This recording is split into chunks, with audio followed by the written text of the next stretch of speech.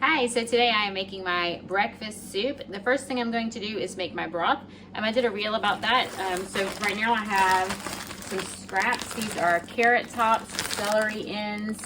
What else do I have? And onion ends that I just, as I chop, I put them in the freezer. I'm going to throw them in this pot. You can hear I already had the pot hot. I'm going to cover them with water. I'm going to put in a handful of burdock root. You don't have to put that in, I just do. It kind of makes a herbal tea. And then I'm going to add a piece of kelp. Make sure that if you buy kelp, any kind of seaweed that you look, make sure it comes from a nice, safe source. We don't want any radiation in our seaweed. But this just adds lots of minerals.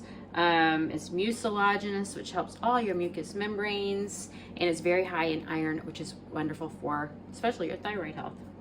So I'm going to throw that in. I think there's even a chunk of ginger I threw in there. Anyway, I'm going to bring this to a boil, let it simmer for 45 minutes, and then I'll check back in with you. Okay, so this has been simmering for 45 minutes. So I'm going to take the lid off. See if you can see. Everything is boiling in there. I'm going to use this little skimmer. You could use a strainer, but sometimes that is a little bit difficult to use. I like this little wire whisk, or spider whisk, I think it's called. I'm just going to scoop all of the chunks out of there. You can see, now it's much easier to see what was in there. It's the ends of the carrots, the ends of the onions, and that's just flavoring my broth. And this is going to scoop out a lot of the burdock root too. Some of it might still be in there. It will slip through those holes, but that's fine. Burdock is actually a root vegetable.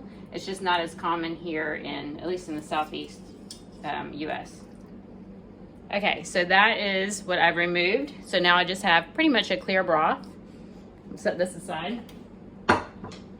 And the next thing I'm going to add is some tofu. You could add some soybeans. I could soak soybeans overnight and then add them. I like tofu, so all I did is I just I took it out of the block, out of the package, and now I'm just going to slice it into cubes, about 4.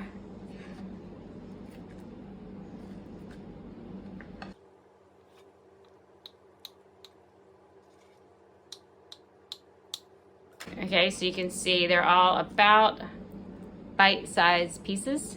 I'm just going to throw this into my broth. If I were using soybeans, I would have soaked 1 cup of soybeans.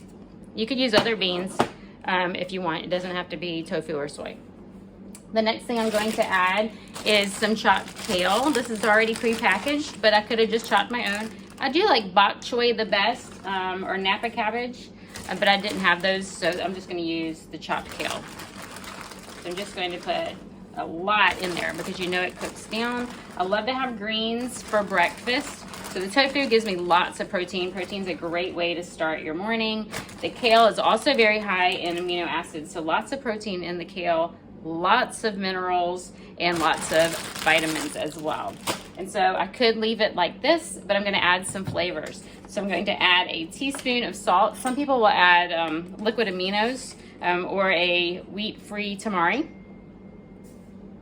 So I have a teaspoon of salt I'm going to put in there. And then I could have added some garlic cloves. Sometimes garlic gets bitter when it simmers like that. So instead I'm going to add garlic powder. So I'm adding 1 teaspoon of garlic powder. You don't have to. I like kind of an Asian flavor. But I'm also thinking about, it is flu season, it's winter. I always eat this soup in the wintertime. And so I'm going to add some herbs that help with the immune system. So I'm going to be adding some sage here. I'm going to put about a half a teaspoon of sage. Sage is wonderful for the lungs and the immune system. I'm going to be adding some oregano. Oregano is very antibacterial, antiviral. So I added a teaspoon of oregano, and then I'm going to add about a half a teaspoon of thyme, which is also very antimicrobial.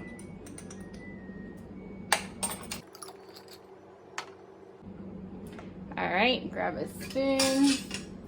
stir it all in. Now, because everything is already cooked, I don't really need to even cook the tofu. All I need to do is get the kale to wilt, and I could leave it like that.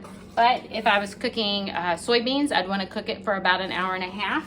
If they're dried beans that you've been soaking. So it just depends. And what I'm going to do is I'm going to let this simmer for about 20 minutes.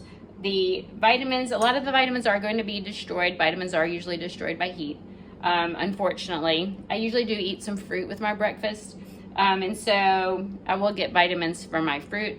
I won't lose the minerals, and I'm going to be eating the broth. And so a lot of the things that are extracted from the herbs, from the leaves of the kale, are going to be in the broth anyway, so I'm going to be getting those. It's just the ones that are destroyed by heat that I will lose. So I'm just going to cover this and let it simmer for about 20 minutes. Okay, so I just turned it off and let it cool a little bit, just so I can handle it for the video. Here is my soup. I'm going to put it in these 1 cup mason jars. You could do 2 cups if you want, or whatever you want. Old peanut butter jars, the glass jars. Make sure they're glass. I can just pour it right into my jars and then put these into the refrigerator. Let me pour a scoop for me so you can see. Here is my breakfast soup. Give it a little taste. Very hot.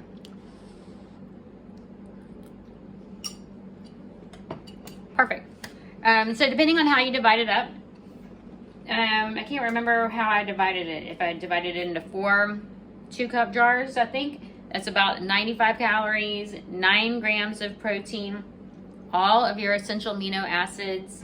It has all the vitamins and minerals, not what you need for the day, but it does have all vitamins and minerals. So you're starting your day with lots of nutrients, lots of vitamins and minerals and fiber and protein. It's a great way to start your day. Anyway, I hope you enjoyed this video. Please like and share, subscribe to my channel, and comment. Let me know what else you would like to see and learn about.